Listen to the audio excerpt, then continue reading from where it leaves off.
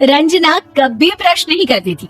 उसे कितनी बार उसके माँ बाप ने डांटा, लेकिन उसका कोई असर उस पर होता ही नहीं था, जिस कारण से उसके दांत पीले पीले हो जाते हैं। शादी के बाद अरे बहू, वैसे तो तुझ में कोई कमी नहीं है, पर तेरे दांत दांत इतने पीले कैसे हैं बेटा? कैसे मतलब? कोई सर्जरी थोड़ी ना कराइए। वो तो क्या नाम, मैं ब्रश नहीं करती थी तो पीले हो गए। अब क्या करूं? आप कहें तो लाल करवा लूं या फिर काले? यार ये क्या है, क्यों माँ से लड़ रही हो? लड़ रही हूँ? अरे मैं लड़ रही हूँ या ये बोल रही है कि दांत पीले हैं, पीले। अरे तपस्या थोड़ी ना की है इन्हें पीले करने के लिए, बकायदा ब्रश नहीं किया है 20 साल तक, तब जाकर। छी, कैसी बात कर रही हो? ये उस वक्त तो पीले नहीं थे जब हम लोग तुम्हें देखने आए थे। अरे तब साफ करवा लिया होगा डेंटिस्ट के पास जाकर। अब देखो कैसे पीले पीले लग रहे हैं। रंजना सास की तरफ गुस्से से देखती है। फिर शुरू हो गई पीले पीले पीले। अरे पीले तो तब भी थे जब मेरे हाथ का रसगुल्ला उड़ा उड़ा कर खा रही थी और बोल रही थी, लड़की नहीं गुणों का खजाना दे रहे भाई साहब आप।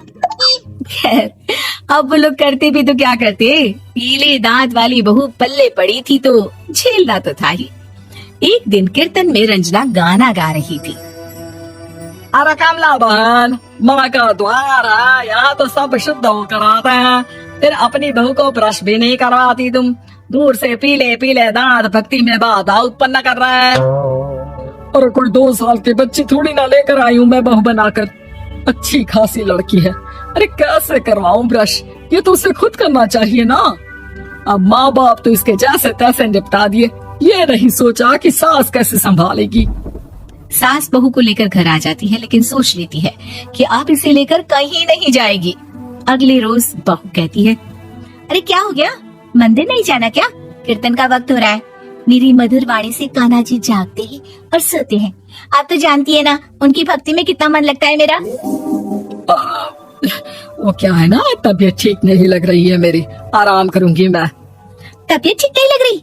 अभी तो मिथुन के गाने पर नाच रही थी आप, और आप बोल रही है कि तबीयत ठीक नहीं लग रही। अरे भक्ति में मन लगा लो सासू माँ, ऊपर जाना है, क्या मुंह दिखाओगी आप? हाँ, सास को बहू की बात पर गुस्सा आ जाता है। मैं क्या मुंह दिखाऊंगी, इसकी चिंता तो ना कर, समझी? अपने मुंह की चिंता कर, जो ये पीले पीले दांत लेकर हर जगह पहुंच जाती है। पता है लोग कितना मजाक बनाते हैं। ना जी ना, मैं नहीं जाना कहीं तेरे साथ। तो ये बात है, कोई ना, मत जाओ, मैं अपने कमरे में ही बैठकर भक्ति कर लूंगी। ऊपर वाला दांत थोड़ी ना देखता है, मन देखता है, भावना देखता है। और अरे बस बस, तू सब कुछ दिखा, बस ये सफेद चमकदार दांत ना दिखाना किसी को, है? जा यहाँ से। बहू को सास की बात का कोई फर्क नहीं पड़ता, वो तो जैसी थी वैसी ही रह जाती है। सुबह नहाकर किचन में खाना बनाना, फिर खाना खाना, कीर्तन भजन करना और सो जाना। एक दिन, माँ जी मैं सहेली के घर जा रही हूँ, शाम को लेट आऊंगी। हाँ, तो जाना, मैंने कौन सा तेरी आरती करनी है घर पर बैठकर। रंजना सहेली के घर जाती है, जहाँ वो पार्टी में जाने की तैयारी कर रही होती है। अरे शिखा, कहाँ जाने की तैयारी कर रही है? मैं गलत वक्त पर आ गई क्या? अरे नहीं यार, उल्टा सही वक्त पर आई है। मैंने ये साड़ी और ज्वेलरी निकाली है यार, शाम को इनके ऑफिस की एक पार्टी में जाना है। बताना कैसा लग रहा है ये सब? नहीं यार, इस ड्रेस के साथ तो वो वाली ज्वेलरी अच्छी लगेगी। हाँ, सही बोल रही है, मैंने ध्यान ही नहीं दिया। वैसे तो हमेशा से मस्त फैशन सेंस रखती है। तो बड़ा जाती होगी ना पति के साथ पार्टी में। रंजना कुछ नहीं बोलती, बस सोचती है कि यार काश ये बात सही हो जाती, पर मैं क्यों नहीं जाती पार्टी में? क्या इन लोगों की कोई पार्टी होती नहीं होगी? रंजना घर आती है और रात में पति से सवाल करती है, एक बात बताइए, आप मुझे किसी पार्टी में क्यों नहीं ले जाते? क्या आपकी यहाँ ऑफिस में पार्टी नहीं होती? पति बेचारा क्या कहता कि दांत पीले हैं तुम्हारे इसलिए।